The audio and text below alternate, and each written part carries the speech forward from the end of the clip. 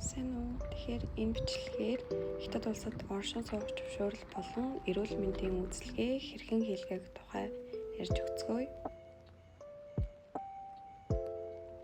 Юун төрөнд эрүүл мэндийнхаа үйлчилгээг хийлгэхийн тулд цаг авах хэрэгтэй байгаа.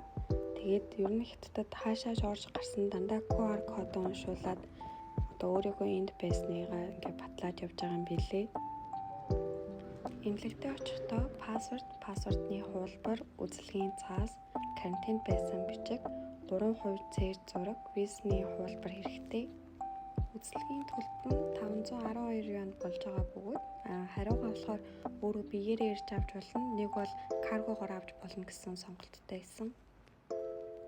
Шинжилгээнд нь болохоор нүдчих хамар хоолой, зүрхний бичлэг, хэд аваа, тэгээд X-ray эмэгтэйчүүд гэсэн шинжилгээнүүдийг авч байгаа. Тэгээд ажлын 5 хоногийн дотор багтаж шинжилгээний хариу нь шуудан гар ирж байгаа. Шинжилгээнийхээ хариуг авчаад ойролцоох цагаач иргэдэг бүртгэдэг газар өөрийнхөө бүрдүүлсэн материалуудыг авчиж өгөх ёстой байдаг. Тэрэнд нь болохоор дотор байрны гэрчилгээ, паспортны хуулбар, 2% цээр зураг, визнаас нүүрний хуулбар, сургуулийн урилга, живийн хуулбар, тэгээд шинжилгээний хариунууд багтдаг. Материалаа авчиж өгснөөс хойш ажлын 10 хоногт багтаад оршин суугч зөвшөөрөл маань гарах байгаа. Гэт миний бичлэгийг үзсэнд баярлалаа.